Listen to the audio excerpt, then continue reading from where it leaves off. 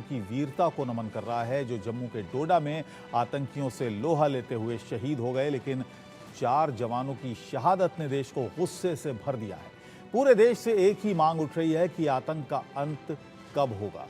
आतंकियों को मुंहतोड़ जवाब मिले, बिल में छिपे आतंकियों को निकालकर मारा जाए। और इस बीच सेना ने आतंकियों को ढूंढ निकालने के लिए सर्च ऑपरेशन तेज कर दिया है। जम्मू के जंगलों में 35 घंटों से सर्च ऑपरेशन चल रहा है।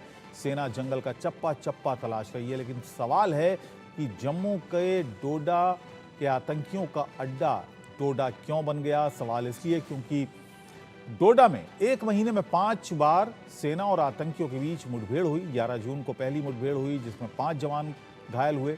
दूसरी मुठभेड़ 12 जून को हुई जिसमें एक एसओजी का जवान घायल हुआ। इसके बाद 26 जून को तीसरी मुठभेड़ हुई जिसमें 3 आतंकियों को सेना ने मार गिराया। 9 जुलाई को चौथी मुठभेड़ हुई। सेना ने आतंकियों को घेरा लेकिन अंधेरे का फायदा उठाकर वो भाग गए। और 15 जुलाई को 5वीं मुठभेड़ हुई जिसमें सेना के 4 जवान शहीद हो गए। इस शहादत के बाद पूरा देश एक ही सवाल पूछ रहा है कि आतंकियों से इंतकाम कब और आतंक का अंत कब। आज इसी मुद्दे पर चर्चा करेंगे। कई खास मेहमान हमारे साथ जुड़ेंगे, लेकिन पहले इसी से जुड़ी एक रिपोर्ट आपको दिखाते हैं।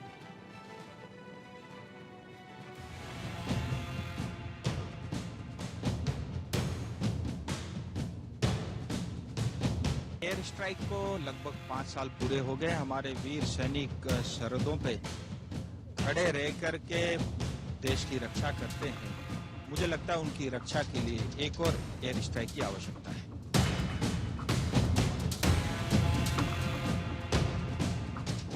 घाटी में 4 वीर जवानों की शहादत ने देश को गुस्से से भर दिया और देश के 4 सपूतों की शहादत पर सेना का सब्र टूटने लगा।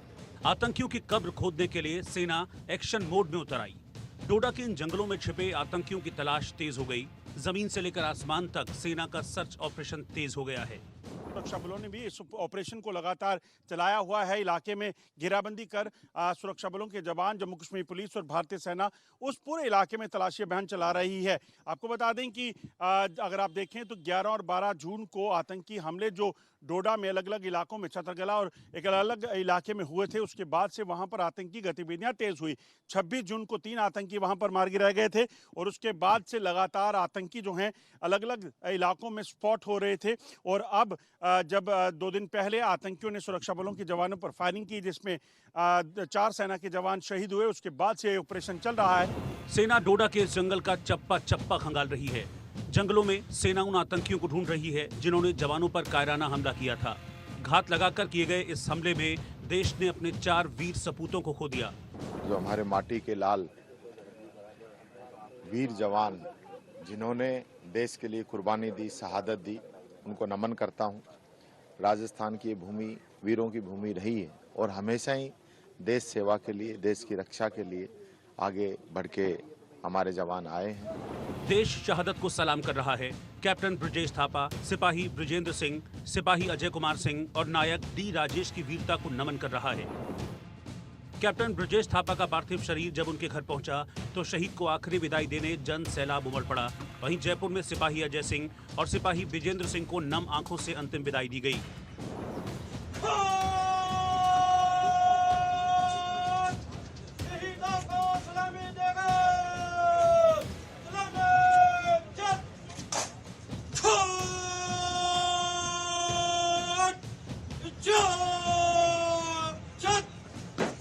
हमारे वीर सपूत अजय सिंह और विजेंद्र सिंह दोनों शहीद हो गए आतंकवादी हमले में।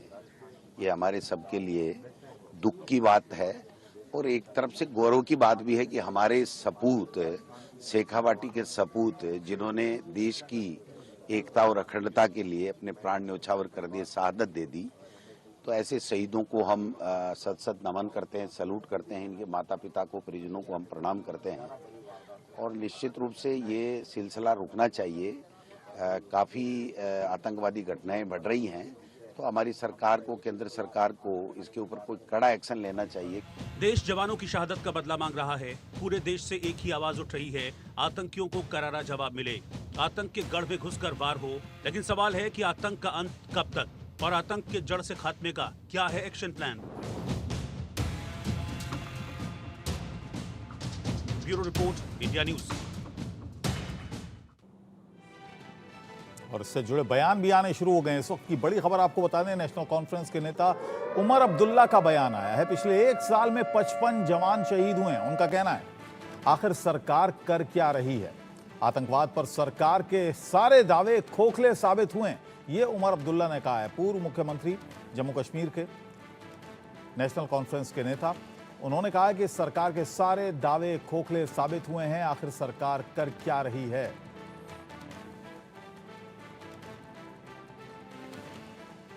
पिछले 1 साल में अगर हमारी इतला सही है तो 55 हमारे जो बहादुर सैनिक और सिक्योरिटी फोर्सेस के जो अफसर और जवान हैं वो मारे गए हैं। इन हालात में हम मजबूर होते हैं पूछने पे कि आखिरकार हुकूमत कर क्या रही है।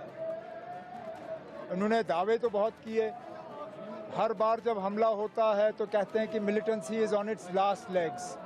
ये मिलिटेंसी का खात्मा होते हुए हमें नज़र आ रहा है, लेकिन हमें नज़र नहीं आता। इन्हें कैसे नज़र आता समझ में नहीं आ रहा। लगातार ये जो किलिंग्स का सिलसिला रहा है और इसके लिए अभी तक हुकूमत में किसी ने ये नहीं कहा कि इसको रोकने के लिए क्या इकदाम उठाए जाएंगे। हम उम्मीद करते हैं कि हालात को देखते हुए उन पे काबू लाने के लिए कुछ सही कदम जो हैं उठाए जाने चाहिए और किसी न किसी की तो जिम्मेदारी इसमें ठहरानी होगी। और इस खबर पर हम चर्चा करेंगे, लेकिन पहले जो हालात हैं वो भी जानेंगे। सीधे श्रीनगर चलते हैं। पहले आशिक मीर, क्योंकि बयान लगातार आए, महबूबा मुफ्ती का भी बयान आया, अब ये उमर अब्दुल्ला का आप बयान सुन रहे थे, और एक और कंट्रोवर्सी इसमें जुड़ गई है, वो डीजीपी के बयान को लेकर। आशिक, इस पूरे मामले को लेकर जो जम्मू में जिस तरह से घटनाएं बढ़ी हैं, घटनाएं लगातार हो रही हैं, 1 महीने में 12 जवान शहीद हुए, क्या इस पर किस तरह के बयान आ रहे हैं? क्या माहौल है राजनीतिक? देखिए, अगर हम राजनीतिक तौर तरीके से देखें तो लगातार राजनीतिक तरीकों से बयान आ रहे हैं। हाल ही में हमने देखा कि जम्मू कश्मीर की पूर्व मुख्यमंत्री उमर अब्दुल्ला और उनके बाद जो है महबूबा मुफ्ती की तरफ से भी एक बयान आया, जिसमें उन्होंने कहा कि डीजीपी ने जो बयान दिया है हम उसकी मुखालफत करते हैं, क्योंकि डीजीपी ने कहा था कि यहाँ पर कुछ पॉलिटिकल लीडर्स है जो आतंकवाद को बढ़ावा देते हैं। जब भी कोई आतंकी मरता है तो उसके घर पहुंच जाते हैं, और उस पर जो है काफी दिनों तक विवाद रहा। और आज भी अगर हम देखें तो आज भी उमर अब्दुल्ला ने ये कहा कि सरकार कर क्या रही है। जिस हिसाब से मिलिटेंसी का शिफ्ट अब ज्यादातर जम्मू के इलाकों में देखने को मिल रहा है। हाल ही में हमने देखा कि किस तरह से अब लगातार सुरक्षा बलों के जवानों पर अटैक किया जा रहा है, और उमर अब्दुल्ला के मुताबिक कई सारे सुरक्षा बलों के कर्मी जो है अभी तक शहीद हुए हैं। लेकिन सरकार इस हवाले से कर क्या रही है, इसका जवाब सरकार को देना चाहिए, क्योंकि हम देख रहे हैं किस तरह से अब जम्मू के इलाकों में हालात बन रहे हैं। जगह जगह पर अब टेररिस्टों को देखा जा रहा है। यानी एक हिसाब से जो जम्मू शांतिपूर्व इलाका माना जाता था, 90 की दहाई में भी जम्मू में शांति थी, जब कश्मीर में आतंकवाद, अलगाववाद काफी बढ़ उठा था, और इस आतंकवाद और अलगाववाद के बीच जम्मू के जितने भी इलाके हैं तो वहां पर शांति थी। लेकिन आज इन इलाकों में किस तरह से अब आतंकी घटनाएं हो रही है, ये हर एक के लिए अब कंसर्न बनता जा रहा है। अगर हम कश्मीर के इलाकों की बात करें तो कश्मीर में इन आतंकियों का सफाया हो रहा है। बीते दिनों हमने देखा कि कुपवारा के केरन सेक्टर में किस तरह से घुसपैठ की कोशिश की गई, और सुरक्षा बलों के जवानों ने किस तरह से इस कोशिश को जो है विफल बनाया और 3 आतंकियों को ढेर कर दिया। और उसके बाद हमने देखा कि किस तरह से कुलगाम के इलाके में भी एक बड़ा एनकाउंटर हुआ। कुलगाम के 2 अलग अलग जगहों पर एक एनकाउंटर हुआ, और जहां पर 6 आतंकी ढेर किए गए। और उससे पहले भी अगर हम देखें तो सोपोर के इलाके में भी एनकाउंटर, जहां पाकिस्तान से ताल्लुक रखने वाले 2 खूंखार आतंकियों को ढेर कर दिया गया। वहीं अगर हम इसके बदले जम्मू के इलाकों की बात करें तो जम्मू में लगातार इस तरह की घटनाएं देखने को मिल रही है।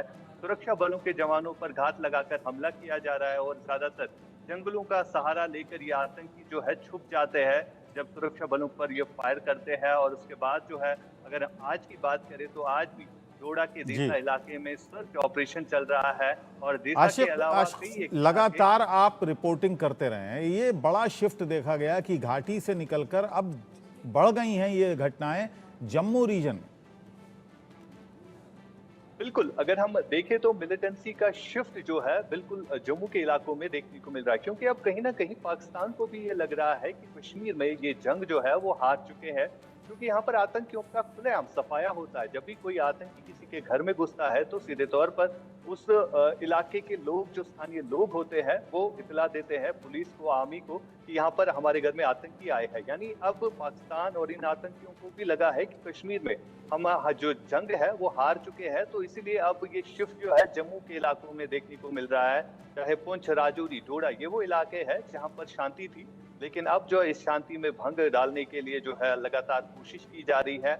हम की सूरत हाल जो बन चुकी है जम्मू कश्मीर में, बीते महीने हमने देखा कि किस तरह से यहाँ पर लोकसभा के इलेक्शंस हुए और उन इलेक्शन में किस तरह से लोगों की पार्टिसिपेशन देखी, और जिन इलाके में जो आतंक से प्रभावित साउथ कश्मीर, जिन्हें हम दक्षिणी कश्मीर कहते हैं, तो इन इलाकों में कोई वोट डालने से डरता था। चलिए ठीक है, बहुत बहुत शुक्रिया आशिक इस पूरी जानकारी के लिए, धन्यवाद आपका। आप नज़र बनाए रखें। इस वक्त चर्चा की शुरुआत करते हैं। हमारे साथ खास मेहमान जुड़ गए हैं RS पठानिया साहब, नेता हैं बीजेपी के, रविंद्र शर्मा प्रवक्ता हैं कांग्रेस के, कुलदीप खोड़ा हमारे साथ हैं, पूर्व DGP हैं जम्मू कश्मीर के, major general retired, AK Siwach हमारे साथ हैं, रक्षा विशेषज्ञ जाने माने, और जावेद राणा पाकिस्तानी पत्रकार भी हमारे साथ जुड़ गए हैं। इसके अलावा मेरे सहयोगी अजय जांडियाल के पास भी चलेंगे, लेकिन फिलहाल RS पठानिया जी, अब सरकार पर बहुत सारे सवाल उठ रहे हैं, सरकार की नीतियों पर सवाल उठ रहे हैं जम्मू कश्मीर में आतंकवाद को लेकर। राहुल गांधी का बयान आया, उन्होंने कहा कि सरकार की नीतियां जिम्मेदार हैं। अब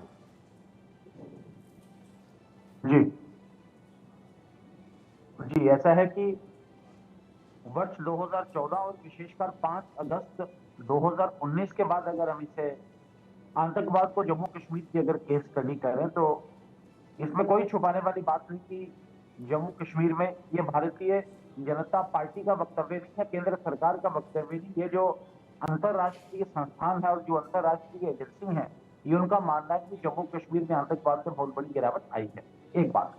दूसरा, ये जो आतंकवादी पहले हाइब्रिड टेररिज्म के नाम से हमने से देखना को मिला कि कुछ अज्ञात लोग सिविलियंस को टारगेट करके एक हल्ला क्रिएट करने की कोशिश करते थे। फिर उसके बाद ड्रोन वाला एक मॉड्यूल आ गया कि ड्रोन के ऊपर ये वेपन वहां पे अपना फेंकते थे और वहां पे इनका जो ट्रबल क्रिएटर होता था, इनका जो आतंकवाद से उस तक माल पहुंचता था, वो वारदात करके फिर वहां से आगे पीछे हो जाता था। अब ये तीसरा नया मॉड्यूल है जिसका खुलासा DGP RR सिंह ने किया है कि जो शांति वाले जो क्षेत्र है पंजाब और हरियाणा, उन बॉर्डरों से ये आतंकवादी स्टिक करके जम्मू कश्मीर में गड़बड़ क्रिएट कर रहे हैं। पहले तो मैं भागना नहीं चाहता अपनी जिम्मेवारी से, अपनी रिस्पॉन्सिबिलिटी से, अपने दायित्व से। सबसे पहले तो ये केंद्र सरकार का, भारतीय जनता पार्टी के नेतृत्व वाली केंद्र सरकार का, मोदी सरकार का ये रीति भी है और नीति है कि जम्मू कश्मीर को बिल्कुल आतंकवाद से मुक्त करना। एक बात। दूसरा, मेरा विनम्र कैसे, मगर कैसे पठानिया साहब? सभी पॉलिटिकल पार्टी से मेरा एक विनम्र निवेदन है कि हमें सबको अपने सिक्योरिटी तंत्र पे पूरा विश्वास और उनके ऊपर पूरा कॉन्फिडेंस, उनको पूरी ताकत हमें देनी चाहिए। कम से कम गैर जिम्मेदाराना बयानबाजी से हम बचें।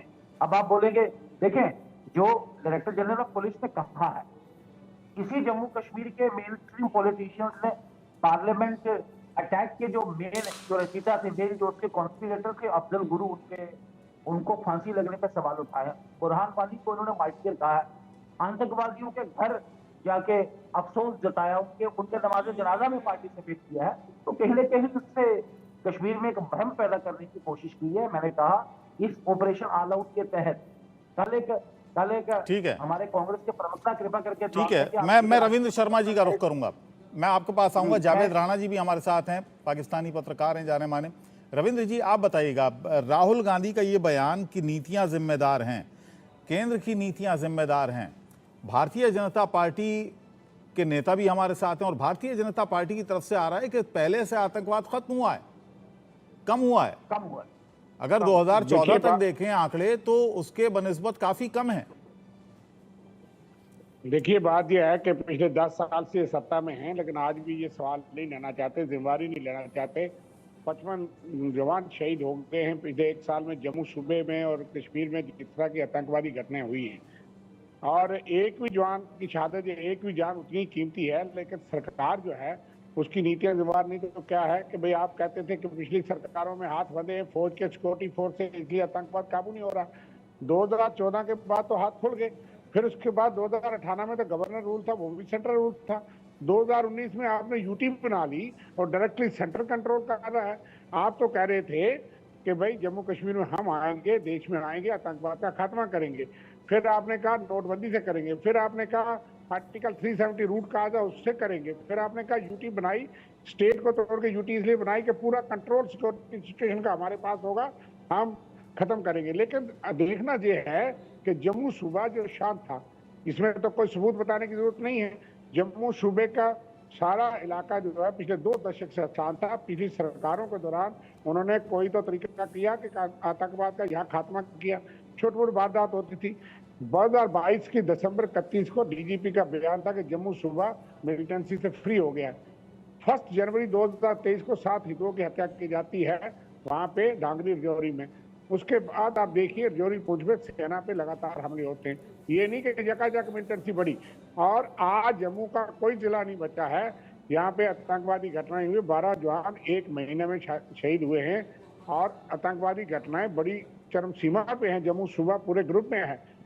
कठुआ में देखिए, रजौरी में देखिए, पुंछ में देखिए, डोडा में आज भी एनकाउंटर चल रहा है। उधमपुर में देखिए इनका अपना जिला पठानी जी का, वहीं एक बीडीसी मेंबर शहीद हुआ। ठीक है, मैं इसका जवाब लूंगा, लेकिन पहले मेरे साथ 3 मेहमान और बने हुए हैं, उनकी बात कर लें हम। जावेद राणा साहब हमारे साथ पाकिस्तान से बने हुए। रविंद्र जी आप आऊंगा मैं आपके पास। जावेद राणा जी,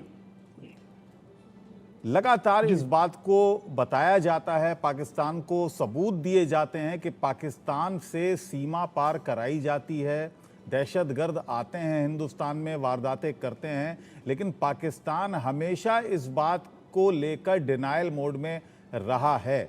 ये डिनायल मोड कब तक रहेगा? ये जो प्रॉक्सी वॉर है कब तक पाकिस्तान की तरफ से चलेगा?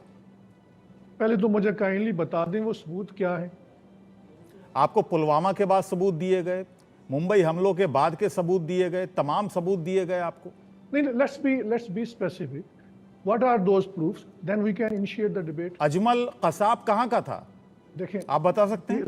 अगेन मेरी बात सुनिए ना, हम इस्लाम 1947 में भी चले जाएंगे, 65 में चले जाएंगे। Let's be specific now, what has happened. आपके पास क्या सबूत है कि आप पाकिस्तान पे इल्जाम लगा रहे हैं? सबूत क्या हैं? मेरे साथ सिवाज साहब बैठे हैं। आई थिंक लेट्स बी देखिए कंक्रीट बात करेंगे ना, बात मैं स्पेसिफिक बहुत सारी बातें की जा सकती है। अब आप स्पेसिफिक बात करेंगे, आप कल की घटना पे अगर आज सबूत मांगेंगे मुझसे, मैं आपको पहले के सबूत दे रहा हूं ना। अजमल आमिर कसाब कहाँ का रहने वाला था ये बता दीजिए। Let me know respond back. आपने कहा कि जो कल वाकया हुआ उसका सबूत मैं मांग रहा हूँ, इसका मतलब ये है कि कल का जो वाकया है उसके लिए आपके पास सबूत नहीं। तो व्हाट इज द नेक्स्ट? अब आपकी अजम्पशन है, तो अजम्पशन की बुनियाद के ऊपर आप पाकिस्तान पे इल्ज़ाम लगा रहे हैं। लेकिन मैं आपको एक बड़ी अहम बात बताना चाहता हूँ, जो मेरा ख्याल है हिंदुस्तान के ऑडियंस के लिए ये बात बिल्कुल नहीं होगी। पाकिस्तान में हमेशा हिंदुस्तान ने फ़ौज के ऊपर इल्ज़ाम लगाया है, ISI पे आप लोगों ने इल्ज़ाम लगाया है कि वो दूसरी साइड से जो है वो मिलिटेंट्स को भेज रहे हैं। पाकिस्तान के अंदर जो पॉलिटिकल सिचुएशन है गुज़श्ता 3-4 साल से वो बिल्कुल मुख्तलिफ है। यहाँ पे हमारे जो सियासतदान हैं वो फ़ौज पे और इंटेलिजेंस नेटवर्क पे वो ये इल्ज़ाम लगाते हैं कि ये हिंदुस्तान के साथ दोस्ती करना चाहते हैं और कश्मीर को इन्होंने कंप्रोमाइज़ कर दिया। कुछ नहीं हो रहा, ये कुछ भी नहीं हो रहा, ये पुरानी बातें हैं। आप पुरानी बातों को उठा के बार बार रिहैश करेंगे, उसका फ़ायदा कोई नहीं। एसेंशियली प्लीज़ अंडरस्टैंड, कश्मीर के अंदर मुसलमानों की तादाद बहुत ज़्यादा है। आप लोग उस आबादी के डेमोग्राफिक्स चेंज कर रहे हैं, ये आपकी पॉलिटिक्स के इंटरनल डायनामिक्स हैं। Pakistan is no longer an active player now. हमारे अपने मसाइल इतने ज़्यादा हैं, हम उसमें उलझे हुए हैं। हमारे यहाँ ये एक, लेट मी फिनिश प्लीज़, हमारे यहाँ ये मैं सिर्फ आपकी बात नहीं कर रहा हूँ, हमारे यहाँ भी ये मसाइल हैं। और ख़ास तौर पर आपके यहाँ there is a long list of false flag operations, और आप रेडिली दूसरे मुल्क पे इल्ज़ाम लगा देते हैं बिकॉज कन्वीनियंट। दूसरे मुल्क पर जब इल्ज़ाम लगता है, पाकिस्तान पर जब इल्ज़ाम लगता है, तो उसके पीछे जावेद साहब से एक सवाल देखिए, मैं अर्ज करूंगा, let's have a very dispassionate debate. हम इसको काइट फ्लाइंग ना करें। मैं आपको जो चीज़ अर्ज करने की कोशिश कर रहा हूँ कि पाकिस्तान की जो पॉलिसी मेकिंग है, हमारा जो टिल्ट इस वक्त आ चुका है विद इन द मिलिट्री, वो प्रो वेस्ट है ज़्यादा, लेस प्रो चाइना है। ठीक है, और उसके मैं जरा जवाब ले लूं, आपकी इतनी बात का जवाब ले लेता हूं। खोड़ा साहब भी हमारे साथ हैं, डीजीपी रहे, डायरेक्टर जनरल ऑफ पुलिस, बात कर ली है, उसकी वजह से हिंदुस्तान की ठीक है जो हॉस्टाइल पोस्चरिंग थी पाकिस्तान की, वो that is almost non existent है। ठीक है, ठीक है। खोड़ा जी, आपने बात सुनी, जावेद साहब की बात सुनी आपने। आप डीजीपी रहे हैं जम्मू कश्मीर के, ये सबूत कह रहे हैं कि आपके पास सबूत क्या है कि पाकिस्तान इन्वॉल्व रहता है इन घटनाओं में? जरा 2-4 सबूत बता दीजिए इनको। ये जावेद राणा साहब की बात जो है, ये समझ नहीं आता इस पे हंसे या इस पे करे। बिल्कुल हमारे जो पाकिस्तानी टेररिस्ट मारे गए, उनके से जो रिकवरीज हुई, वेपन्स रिकवर किए गए, उनसे डॉक्यूमेंट्स रिकवर किए गए, उनके ट्रेनिंग सेंटर्स का पता है कहाँ कहाँ ट्रेनिंग उनको दी गई, कौन कौन ट्रेनिंग उनको दे रहा था, उनके नाम है हमारे पास, कौन से रिटायर्ड मेजर और कौन से रिटायर्ड कर्नल वहाँ पे पाकिस्तान के उनको ट्रेनिंग दे रहे थे, उनके नाम है। और जो पकड़े गए उनके इंटरोगेशन रिपोर्ट्स पूरे तरीके से महफूज है। ये तो बहुत पुरानी बात कर रहे हैं ना, पूरी कहानी का जिक्र है। अभी भी ये कहते हैं पहले की बात है, अभी की भी बात ये पहले की बातें है ना। मैं आपको मैंने आपको चीज अर्ज की कि जो पाकिस्तान के अंदर पॉलिसी पोस्चरिंग चेंज हो चुकी है। Please don't intervene, you got your say, you made your point, now listen to me. And हमारे पास पूरे सबूत हैं और ऐसी कोई बात नहीं है, इनके आप कबूल कर चुके हैं बार बार, एक बार नहीं बार बार कबूल कर चुके हैं। ये बात जो है, इसमें कोई बहस की बात नहीं है, न कोई गुंजाइश है डिबेट की। अब है बाकी जो बात चली है आंकड़ों की, मिलिटेंसी फिगर्स की, उसमें दो पैनलिस्ट्स ने अलग अलग फिगर बता दिया। मैं एमएचए के फिगर्स की बात करके उनका हवाला देके ये कह रहा हूं कि 2001 में मैक्सिमम इंसिडेंट्स हुए, वो घट के लगातार 2012 में मिनिमम पे आ गए, 2013 से फिर बढ़ गए, और उसमें बुरहान वानी इंसिडेंट का भी आपको मालूम होगा, उसमें भी एक स्पर्ट मिल गया इंसिडेंट्स में। 2018 में जब प्रेसिडेंट्स रूल लग गया जेएंडके में, उसके बाद लगातार कमी आ गई, और 2022-23 में इंसिडेंट्स लगभग बराबर 2012 के आसपास आ गए, अब थोड़े बढ़ने लगे हैं। लेकिन अब के जो इंसिडेंट्स हो रहे हैं वो ज़्यादा ट्रेंड टेररिस्ट के जरिए हो रहे हैं, जो कमांडो ट्रेंड लगते हैं, उनके बिहेवियर से, उनके एक्शन से, उनके जो वेपन की हैंडलिंग है उसके ज़रिए से, और जो उनसे वेपन्स पकड़े गए हैं जहाँ जहाँ मिले हैं, जहाँ टेररिस्ट मारे गए, वो भी वेपन्स वो हैं जो पाकिस्तान आर्मी के पास आ गए अफगानिस्तान से और इनको सौंपे गए हैं। तो ये है आंकड़ों की बात और पाकिस्तान की इन्वॉल्वमेंट की बात। लेकिन हमने ये देखना है कि अब इसको ख़त्म कैसे करना है। जम्मू रीजन जो है, जम्मू रीजन में इंसिडेंट्स इसलिए बढ़ रहे हैं क्योंकि कश्मीर में ऑपरेशन ऑल आउट के बाद इनको मुँह की खानी पड़ी। वहाँ चींटू की तरह ये मारे गए, वहाँ उनका बस नहीं चलता क्योंकि वहाँ सिक्योरिटी ग्रिड बहुत मजबूत है। जम्मू में 2010 से लगभग ना के बराबर इंसिडेंट हो रहे थे पिछले 10-12 साल से 2021 तक। 2021 के बाद इधर स्टार्ट हो गया, और वो भी रजौरी पुंछ से जो बॉर्डर एरिया है, और उसके बाद उसकी वजह ये है कि सिक्योरिटी ग्रिड यहाँ पे उस तरह से नहीं इन प्लेस है जैसे कश्मीर में है जी। और यहाँ पे रखने का कोई मकसद भी नहीं था क्योंकि यहाँ पे इंसिडेंट्स नहीं हो रहे थे। तो अब पाकिस्तान ने कश्मीर को हालात को देख के और वहाँ के उनको जो नुकसान हो रहे हैं वो देख के ये डिसीजन लिया कि जम्मू को एक्टिवेट किया जाए।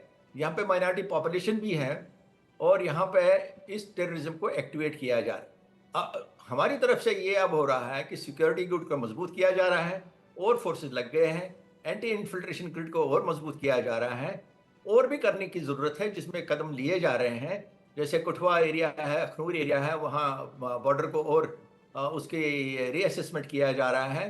पंजाब से भी इन्फिल्ट्रेशन की खबरें हैं, और पंजाब से आके वो हिमाचल प्रदेश का रावी रिवर को वहाँ जो सेतु ब्रिज है वहाँ से क्रॉस करके बसूली में पहुँच जाते हैं, बसूली से आके फिर बन्नी से होते हुए डोडा पहुँच जाते हैं। अगर आपने देखे होंगे पिछले महीने और इस महीने के इंसिडेंट हुए हैं, वो उस एरिया में हुए हैं जिससे साफ नजर आता है ठीक है। कि इन्फिल्ट्रेशन जो हुई है वो मैं कुटुआ के इन्फिल्ट्रेशन पर ही मसूदी आ ऐसे रहा हूँ, होते मैं हुए इन्फिल्ट्रेशन आगे पर जाके आ रहा हूँ, डोडा में क्योंकि उन्हें डटती क्योंकि है। क्योंकि पाकिस्तान की तरफ से इन्फिल्ट्रेशन होती है, चाहे पंजाब की सरहद पे हो या जम्मू कश्मीर की सरहद पे हो। शिवाजी जी, कहाँ पर सबसे ज्यादा जो बॉर्डर्स हैं वो वल्नरेबल हैं?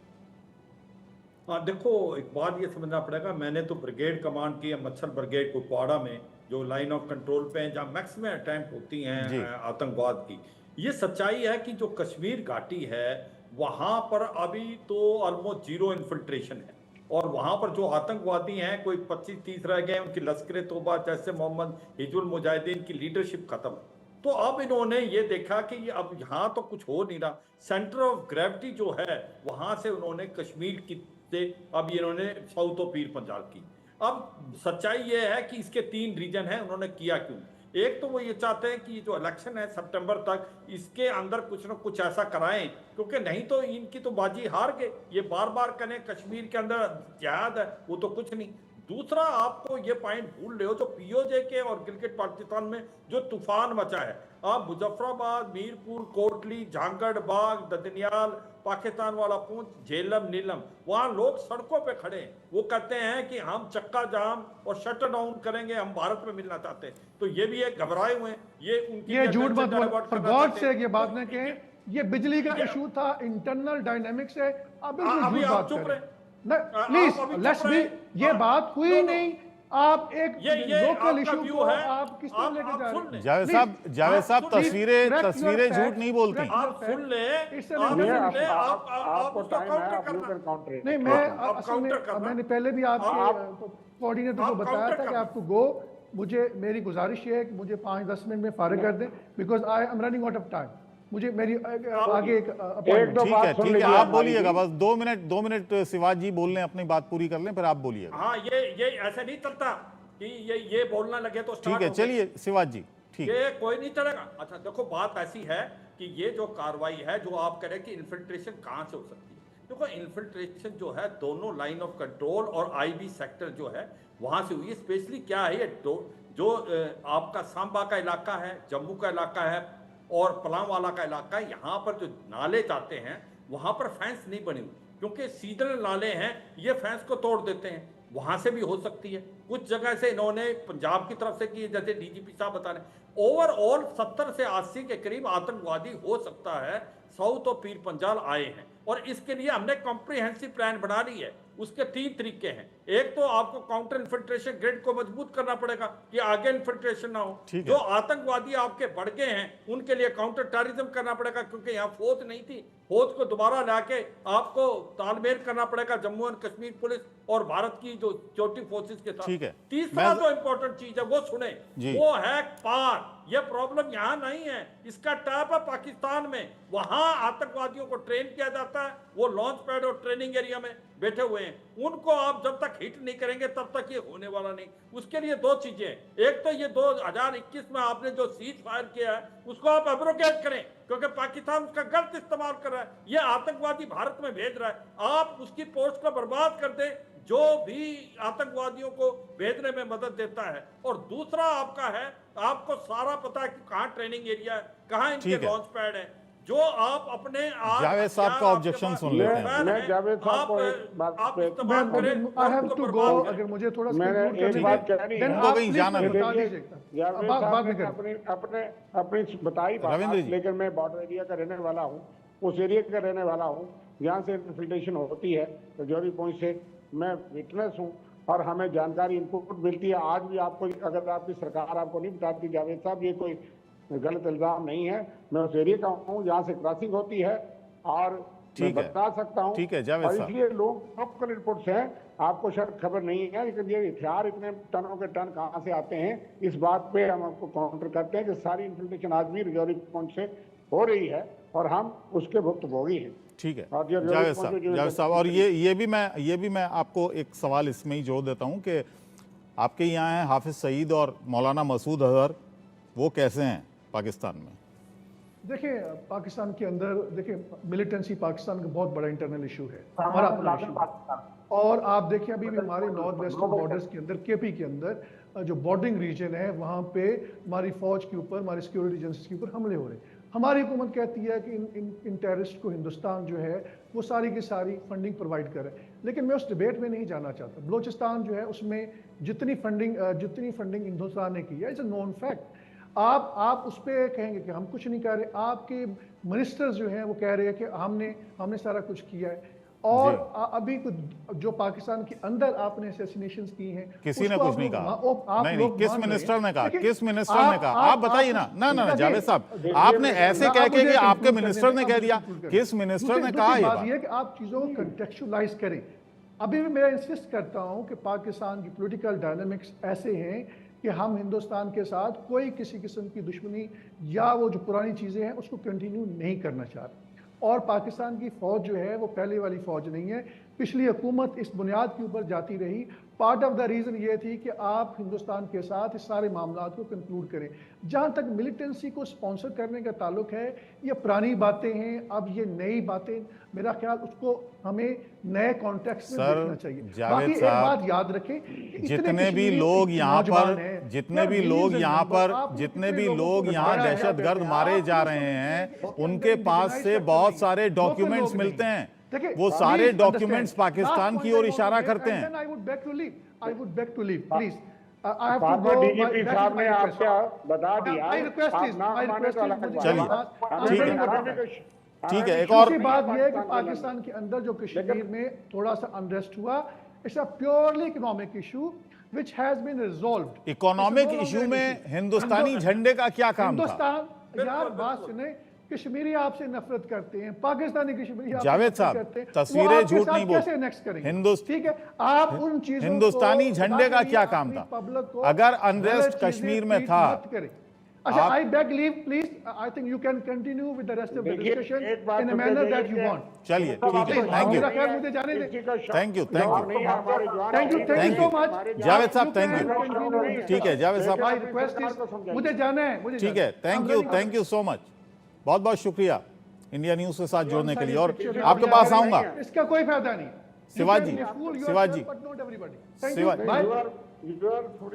शिवाजी मैं आऊंगा आपके पास।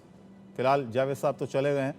इस बीच एक बड़ी खबर आ रही है कि आतंकी अड्डों पर एयर स्ट्राइक की मांग हो रही है। दार्जिलिंग सांसद राजू बिस्ता ने की है मांग, एक और एयर स्ट्राइक की आवश्यकता है। बिस्ता ने कहा पाकिस्तान को मुंहतोड़ जवाब देना होगा, ये सांसद ने कहा है दार्जिलिंग के राजू बिस्ता, जिन्होंने कहा कि आतंकी अड्डों पर एयर स्ट्राइक की जरूरत है।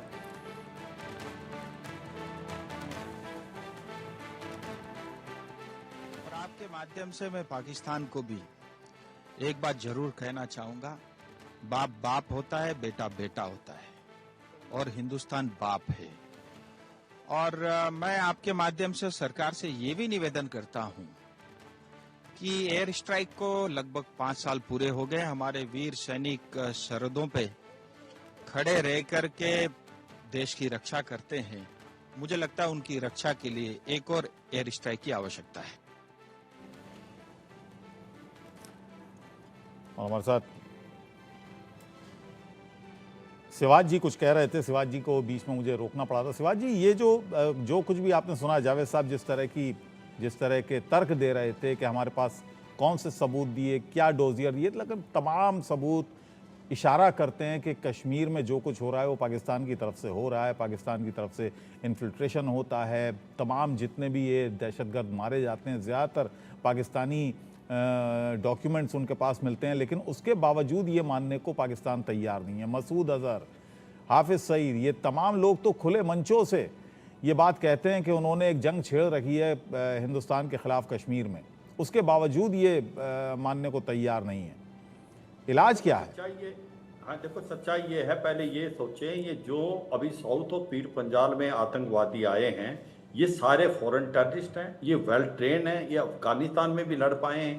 तो ये ऐसा भी लगता है कि ये पुराने फौजी भी हो सकते हैं कि जिस प्रकार से ये लड़ाई लड़ रहे हैं, जो कि डोडा किश्तवाड़ के जंगलों में, तो ऐसा लगता है कि ट्रेनिंग का स्टैंडर्ड काफ़ी ऊंचा है। अब बात आती है कि पाकिस्तान बार बार एक रट लगाता है कि हम भी आतंकवाद का एक प्रकार से विक्टिम है। भाई आतंकवाद शुरू किसने किया?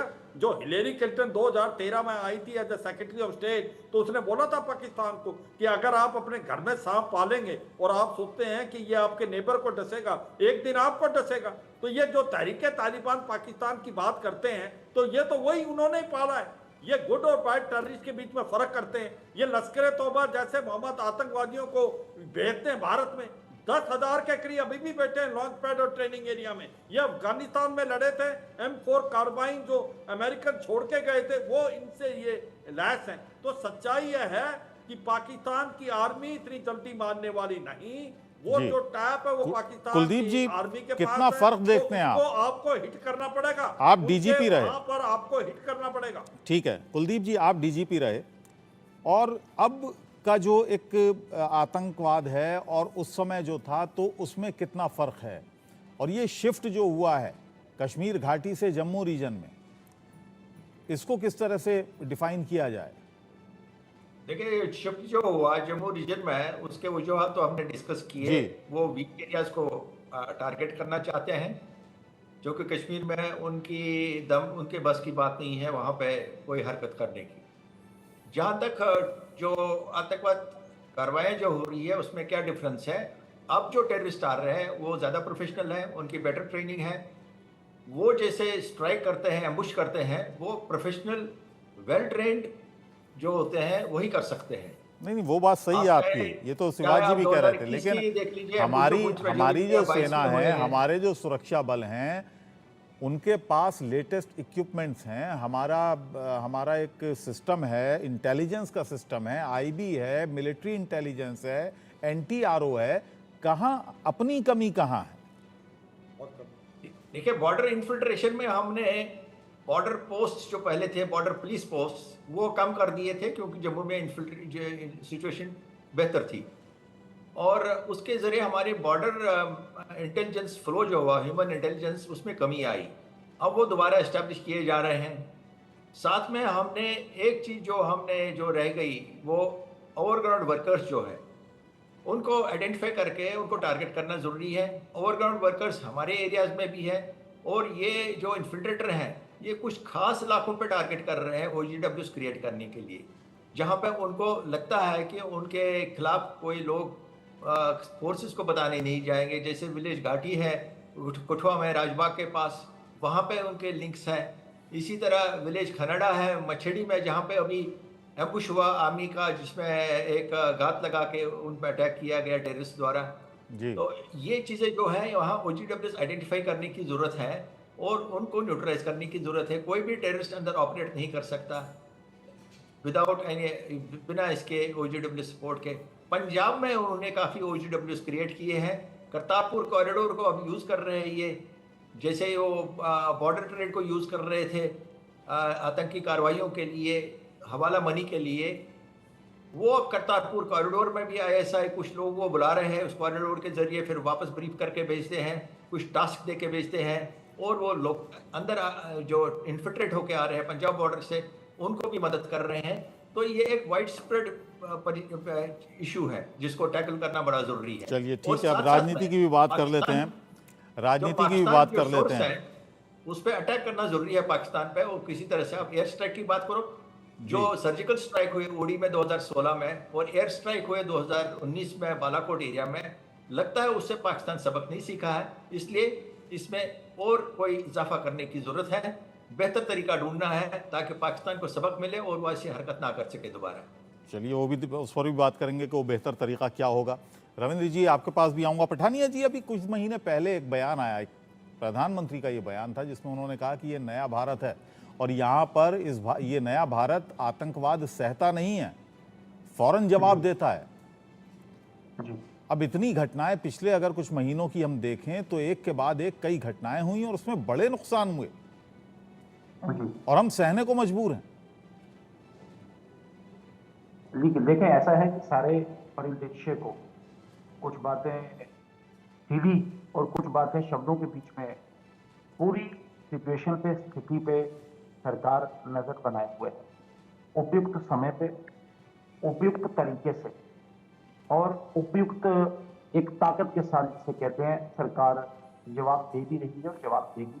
मैं आपके माध्यम से विशेषकर इस देश के और विशेषकर जम्मू कश्मीर के नागरिकों को एक संदेश देना चाहता हूं कि एक वक्त था कि सरकारें एक परमिसिबल और इम्परमिसिबल टेररिज्म में जिसे कहते हैं थोड़ा सा एक लक्ष्मण रेखा बना के चलती थी, लेकिन इस सरकार ने ऑपरेशन आलो की सरकार की नीति जो नीति है, इस सरकार ने वो हवाला चैनल है, चाहे वो कुछ सरकारी मुलाजमों के बीच में थे, चाहे वो कुछ मीडिया हाउसेस के बीच में थे, या चाहे वो श्रीनगर बार एसोसिएशन के बीच में थे। कल मैं एक सवाल पूछना चाहता था कांग्रेस को, कांग्रेस की राष्ट्रीय प्रवक्ता मेरे साथ थी, उनको बड़ी परेशानी हो रही थी कि श्रीनगर बार एसोसिएशन में जो सरकार ने स्कूप किया, आपके ध्यान में रहे श्रीनगर बार एसोसिएशन का एक जो पर्टिकुलर एक रेजोल्यूशन उन्होंने अडॉप्ट किया है जिसमें कश्मीर की आजादी की बात कही है उसमें, तो उनके लिए अगर कांग्रेस को इतनी तकलीफ या इतनी पीड़ा हो रही है तो मुझे लगता है आपने सब कुछ किया है सर, लेकिन क्या उससे आतंकवाद खत्म हो गया? कड़ी बद कड़ी और तरीका बा तरीका सरकार ये डील कर रही है। आप आश्वस्त रहे, मैंने कहा जैसे हमारे अभी स्पेशलिस्ट बता रहे थे कि बॉर्डर पे कैसे डील करना है, अपनी टेरिटरी में कैसे इनको डील करना है, और तीसरा एक डिप्लोमेटिक, इकोनॉमिक और मिलिट्री फ्रंट पे कैसे डील करना है। सरकार बिल्कुल शिद्दत के साथ, पूरी ताकत के साथ और जम्मू कश्मीर के लोगों की जान और माल की ठीक रक्षा है, और सुरक्षा, रविंद्र शर्मा जी को जवाब देने दीजिए। सरकार का परमोत्तम है। देखिए बात यह है कि रविंद्र जी, काफी भाषण और बड़े अच्छे शब्दों में लच्छाधारी तरीके से भाषणों से भी ये खूब कुछ करते हैं, प्रधानमंत्री जी से लेके गृह मंत्री जी से लेके। मैंने बुनियादी बात कही थी कि यहाँ एक बहुत एक्सपर्ट हैं जिनका सारा कैरियर मेरे ख्याल मिलिटेंसी करते हो गया, खुदा साहब, और उन्होंने बड़े विस्तार से और अच्छे ढंग से कहा जितना वो कह सकते हैं। लेकिन मेरा ये मानना है कि जो हमारा सुरक्षा तंत्र था, मैं तो डिफेंस और सिक्योरिटी एक्सपर्ट नहीं हूँ, लेकिन हम उन इलाकों में जाते हैं, रहे हैं, और जो इन्होंने कहा बॉर्डर पोस्ट थी, जो सिक्योरिटी पिकेट थी, जो एसपीओ थे, जो वीडीज थी, इन्होंने ये मान लिया कि जम्मू से मिलिटेंसी खत्म हो गई। और इनके आउटगोइंग डीजीपी साहब ने 2022 दिसंबर में बयान दिया ईयर एंड पे कि आतंकवाद, एक भी आतंकवादी जम्मू सूबे में रहा। दूसरे दिन हम उठे सुबह तो उस दिन 1 जनवरी को 7 हिंदुओं की हत्या कर दी गई ढांगरी के अंदर, और उसके बाद लगातार ये एकदम नहीं बढ़ा, इन्होंने उसके ऊपर सीरियस नहीं लिया। जो मैं वहाँ जाता हूँ और हमें भी डर लगता है, कालाकोट और नारला बम्बल और जो तमाम एरिया यहाँ अटैक होते हैं, हमको भी वहाँ लोगों के पास पहुँचना पड़ता है। मैं अफसोस से कहना चाहता हूँ कि यहाँ से किडनैप हुआ बंदा, यहाँ अटैक हुए, यहाँ मिलिटेंट्स को मारा गया, वहाँ एक चौकी अफसर के अलावा उस इलाके की जुरिस्डिक्शन का एसएचओ भी नहीं पहुंचा था। ये पिछले साल सितंबर की बात है। और वहाँ हिंदू मुस्लिम साहब की डिमांड थी कि यहाँ बीटीसी दो, हम बयान पढ़ते हैं कि एसएलआर दे दी गई आफ्टर डांगरी कांड। मैं अभी आपको एक नंबर देता हूँ, उसका नाम है सरोज, जिसके 2 बेटे शहीद हो गए, उसका कोई बेटा नहीं है डांगरी के अंदर। मुझे नहीं पता उसने कहाँ से कांटेक्ट किया, 4 दिन से उसने मुझे भी कांटेक्ट किया, हमको इंसाफ नहीं मिलता। सो भाजपा तो बातों में तो बात करेंगे थी, और ये हिंदुओं की रक्षा की बात करती थी, सिक्योरिटी की बात करती थी, माइनॉरिटी की रक्षा की बात करती थी। इनके दौर में 2 साल में तो कश्मीरी पंडित को मारा गया, जम्मू के हिंदू को मारा गया, बाहर से नॉन लोकल मुस्लिम को मारा गया, एक दहशत का माहौल बनाया गया। और फिर आप आंकड़ों से कहते हैं डायमेंशन बदल गई। और जो जम्मू सूबे में बड़ा है, वहाँ इनका बहुत बड़ा पिछली सरकारों ने भी काम किया। यहाँ जो पुलिस चीफ बैठे हैं सबका, इन्होंने इन लोगों ने भी डील किया। मुझे नहीं ठीक है लगता पठानिया जी, सरकारों ने हाथ देखिए सवाल तो बनते हैं पठानिया जी, क्योंकि जिस समय ये चीजें इन्होंने खत्म कर दी, इसलिए जो सिक्योरिटी विल डिफेंस मैकेनिज्म था वो सारा खत्म हो गया, और जिसकी वजह से लोग सेल्फ डिफेंस भी नहीं कर पा रहे। और यहाँ तक कि जो सेल्फ डिफेंस के हथियार हैं वो भी कई बार जमा हो जाते हैं, उनके लाइसेंस रिन्यू नहीं होते, लोगों को लाइसेंस नहीं देते, सरकार भाषण देती है। लोग की जान माल की सुरक्षा करिए, फौजियों की सुरक्षा करिए। हम सरकार, सेना, सिक्योरिटी फोर्स के साथ करें, पाकिस्तान जिम्मेवार है, वो हम भी मानते हैं, सारे मानते हैं, लेकिन उसके साथ साथ जो मौजूदा सरकार है उसको जवाब देना है। यूटी है, कोई रोकने वाला नहीं। आज आप कहेंगे कि एनसी जिम्मेवार है, पीडीसी जिम्मेवार है, डीजीपी साहब पठानिया जी से सवाल करेंगे, बात कि पिछली सरकार पठानिया जी आज 10 साल के बाद आप ये कहेंगे तो पठानिया जी, जिस समय नोटबंदी हुई उस समय भी कहा गया कि इससे आतंकवाद की कमर टूट जाएगी, बिल्कुल टूटी है। अच्छा ठीक है, उसके बाद सर्जिकल स्ट्राइक हुई, एयर स्ट्राइक हुई, बहुत सारे लोगों को जेल में भी डाला गया, कहा गया कि अब जम्मू कश्मीर में सब शांत हो गया, सब बहुत अच्छा हो गया। क्यों उनके हाथ बांधे हैं? आप किसने बांधे हैं क्या? देखिए बिल्कुल नहीं, देता रहे, सब अच्छा हो, हमने कहा कि पहले से अच्छा हो।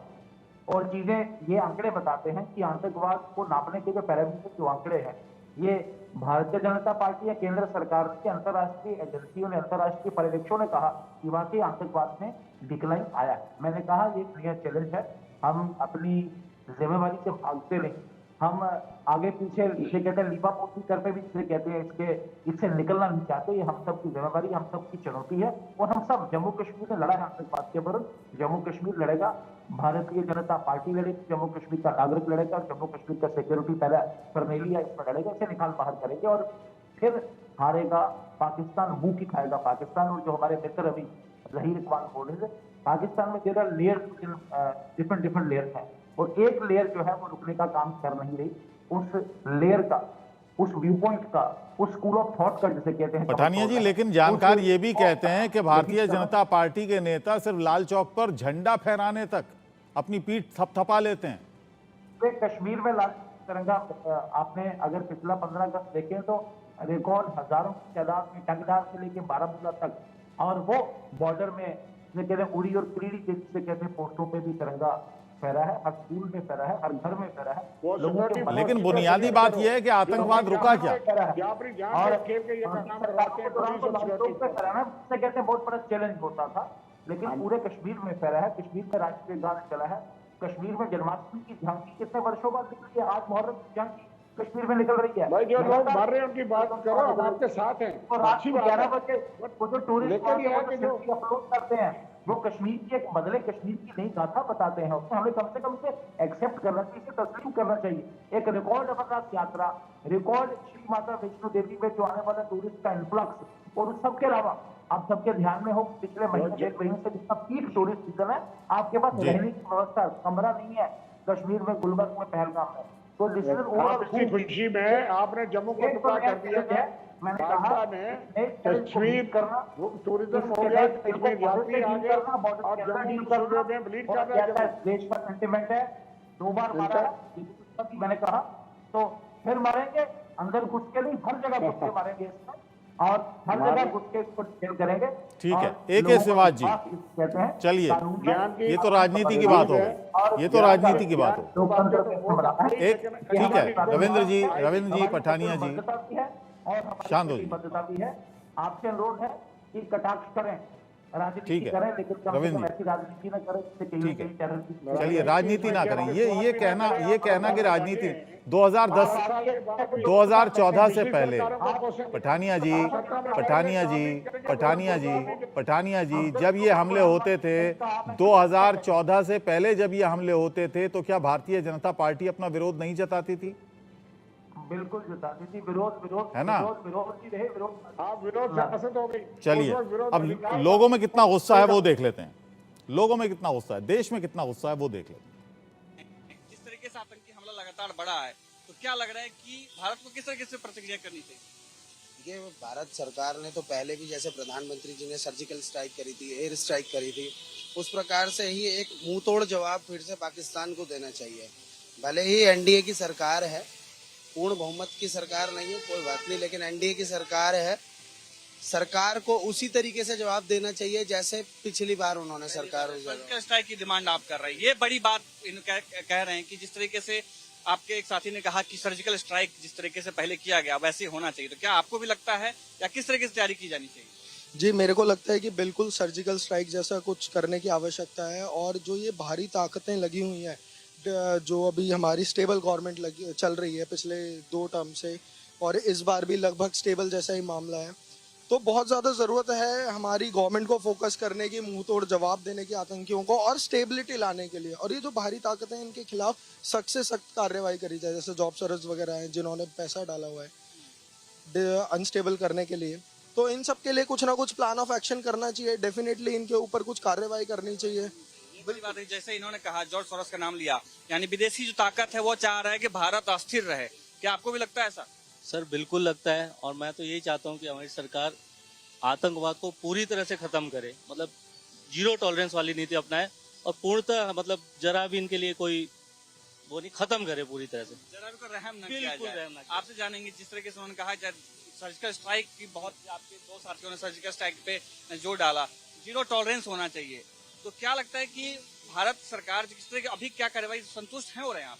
जी, हम संतुष्ट है भारत की तरफ से कि जो भी आतंकवादी हमले नापाक अपने इरादे लेकर के हिंदुस्तान में है, तो हम ये चाहते हैं हिंदुस्तान की डिफेंस की तरफ से सख्त कार्रवाई हो और उनको मुंह तोड़ जवाब दिया जाए, क्योंकि इस टाइम हमारी डिफेंस काफ़ी मजबूत है, सरकार उनके साथ है और हम आम जनता भी अपने भारतीय आर्मी के साथ है। मुंह तोड़ जवाब दिया जाना चाहिए, आपको भी लगता है? हाँ जी बिल्कुल। तो किस तरीके से अग्निवीर का मामला भी चल रहा है, अग्निवीर कैसे फिर लड़ेंगे, क्या लगता है आपको? हाँ जी, आप देख सकते हैं अभी इंडिया बहुत डेवलप हो चुका है, उनकी डिफेंस भी बहुत बढ़िया हो चुकी है, तो हम क्यों सहें इतनी, हमें चोट क्यों दी जा रही है इतनी? ये बिल्कुल आपने सही कहा कि जिस तरीके से हम ताकतवर हैं, एक मजबूत राष्ट्र हैं, इतना बड़ा देश है, फिर भी इस तरीके से सर्जिकल स्ट्राइक नहीं हो पा रही है, इस तरीके से हमले किए जा रहे हैं, क्या लगता है आपको? देखिए जी, सीधी सी बात यह है, हमारा देश जो है आज एक मजबूत अर्थव्यवस्था के रूप में उभर रहा है, तो हमारे दुश्मन जो देश हैं या हमारे दुश्मन जो हैं कह सकते हैं, उनको हमारे देश डेवलप होता हुआ नजर आता है तो उनको एक जलन होती है। तो वो चाहते क्या है कि हमारे देश में अर्थव्यवस्था तो कमजोर किया जाए, हमारे देश को कमजोर किया जाए, हमारे देश के नागरिकों को कमजोर किया जाए। तो आज की सिचुएशन में बेटर ऑप्शन यही है कि अगर ऐसी चीज कोई हमारे पास आती है तो उसका लौट के रिवर्ट करके उसका जवाब दिया जाए। पाकिस्तान कर रहा है, अपने नापाक मंसूबों को भारत में दे रहा है, उसी तरीके से भारत को भी करना चाहिए। नहीं, देखिए, नापाक तो हरकत पाक कर रहा है, हमें नापाक हरकत ना करते हुए उसका जवाब देना आना चाहिए। कैसे जवाब देना है? सर्जिकल स्ट्राइक है, हमारे जो सैनिक हैं उनको एक बुलंद हौसला देके या उनको एक आदेश देके कि भाई आपके साथ कुछ गलत हो रहा है तो उस गलत का जवाब दो। एक सिवाज जी, लोगों में गुस्सा भी है, लोगों में पीड़ा भी है, जो शहादतें हो रही हैं, सैनिक मर रहे हैं। सर्जिकल स्ट्राइक की बात होती है, थोड़ी देर पहले आप भी कह रहे थे सीज फायर को हटा लेना चाहिए, एयर स्ट्राइक की बात होती है, कितना आसान होता है ये सब? देखो, सच्चाई ये है, मल्टीप्रोंग स्ट्रेटेजी से आपको काम करना पड़ेगा, क्योंकि ये भी है जो साउथ और पीर पंजाल हुआ, कहीं ना कहीं हमारी गलतियां थी। हमने वहां पर जो अपना काउंटर टेररिज्म ग्रेड है उसको कमजोर कर लिया, वहां से अपने ट्रुप्स भेज दिए हमने और इसका इस्तेमाल पाकिस्तान ने किया। मगर अब जब वो आतंकवादी आ गए हैं तो उनको तो आपको कुचलना पड़ेगा ना। काउंटर टेररिज्म का एक प्रकार ग्रेड दोबारा बना के साउथ और Pir Panjal counter infiltration grid भी करेगा, आगे आपकी इन्फिल्ट्रेशन ना हो। और साथ में जो इसका टैब तो पाकिस्तान में, आतंकवादी तो वहां हैं, 10,000 के करीब लश्कर तोबा जैसे मोहम्मद के आतंकवादी बैठे हैं। तो आपको अपनी स्ट्रैटेजी मारना नहीं पड़ेगी कि आपने कैसे हिट करना है। आपने 2014 में उड़ी के बाद किया सर्जिकल स्ट्राइक, आपने पुलवामा के बाद बालाकोट, आपको वैसा ही नहीं करना। अभी आपके पास बहुत काबिलियत है, आपके पास रफेल है, उसके पास स्कैल्प मिसाइल है, 400 से 500 किलोमीटर फायर कर सकते हो यहाँ बैठे हुए। LCB क्रॉस करने की जरूरत नहीं। कहने का मतलब यह है आपको हिट करना पड़ेगा पाकिस्तान की आर्मी को, पाकिस्तान की ISI को, पाकिस्तान के जो लॉन्च पैड। जब मैं बता रहा हूं, मैंने ब्रिगेड जब मैं कमांड कर रहा था उस समय अगर पाकिस्तान की कोई पोस्ट जो इन्फिल्ट्रेशन में मदद करती थी, हम उसका नाम और निशान मिटा देते थे। एक डर पैदा हो गया था उनकी पोस्टों को इन्फिल्ट्रेशन नहीं कराएं। अब वो हमने एब्रोगेट कर दिया 2021 में, अब उसका पाकिस्तान ने फायदा उठाया। आज पाकिस्तान काउंटर बोलता है कि आप भी आतंकवाद कर रहे हो। अरे उल्टा चोर कोतवाल को डांटे, आप ये मानने को तैयार नहीं है कि ये आतंकवादी पाकिस्तान भेज रहा है, ये आसमान से गिर रहे हैं। तो सच्चाई है पाकिस्तान एक अपना नैरेटिव लेके चला हुआ है कि हम तो विक्टिम हैं, तहरीके तालिबान पाकिस्तान कर, वो तो आपने क्रिएट किया है। आप गुड बाय टेररिस्ट का फर्क करते हैं। तो आतंकवादियों के जो अड्डे हैं पाकिस्तान के अंदर, जब तक आप उसको हिट नहीं करेंगे तब तक। ठीक है कुलदीप जी, ये गिनती आती है कि इतने आतंकी हैं जम्मू कश्मीर में, बाकायदा कभी कहा जाता है 1000 हैं, 500 हैं, इस इलाके में इतने हैं, इस इलाके में इतने हैं। इसका क्राइटेरिया क्या होता है? क्या ये एग्जैक्ट फिगर्स होती हैं या एक अंदाजा होता है? देखिए, इसमें जो इंटरसेप्ट्स होते हैं उस पर ज़्यादा बेस करते हैं और साइटिंग्स पे ज़्यादा बेस करते हैं जी। और जो कम्युनिकेशन नेटवर्क है इनका, उसको भी जब टैप करते हैं उससे भी अंदाज़ा होता है कि कहाँ पे कितने हैं, किस एरिया में घूम रहे हैं। तो ये एक गेस्ट एस्टिमेट होता है, ये कोई एक्यूरेट फिगर नहीं होती है कभी। अच्छा। तो इसमें जो बढ़ाव आता है या उतराव आता है वो हालात के मुताबिक पता चलता रहता है। अभी जो पीछे यहाँ के सिक्योरिटी फोर्सेस ने 1-2 बयान में कहे तो लगभग इनकी तादाद ज़्यादा नहीं है और जो टेररिस्ट है वो ज़्यादा फॉरेनर टेररिस्ट ही हैं, लोकल टेररिस्ट बड़े कम हैं। और उनकी कोशिश जरूर ये है कि लोकल टेररिस्ट को भी अब लिया जाए, रिक्रूटमेंट किया जाए, उसके लिए कोशिश कर रहे हैं वो। लेकिन साथ में मैं ये भी बताना चाहता हूँ कि जो डाइल्यूशन हुआ है सिक्योरिटी ग्रिड का, उसको तो मजबूत किया जा रहा है, और विलेज डिफेंस ग्रुप्स को भी मजबूत किया जा रहा है, जो लगभग उनकी नंबर बहुत कम हो गए थे ये सोच के कि यहाँ पे अब कोई बात नहीं, यहाँ सब ठीक ठाक है। तो अब विलेज डिफेंस ग्रुप्स को भी एक्टिवेट किया जा रहा है। विलेज डिफेंस ग्रुप्स का बहुत अहम रोल।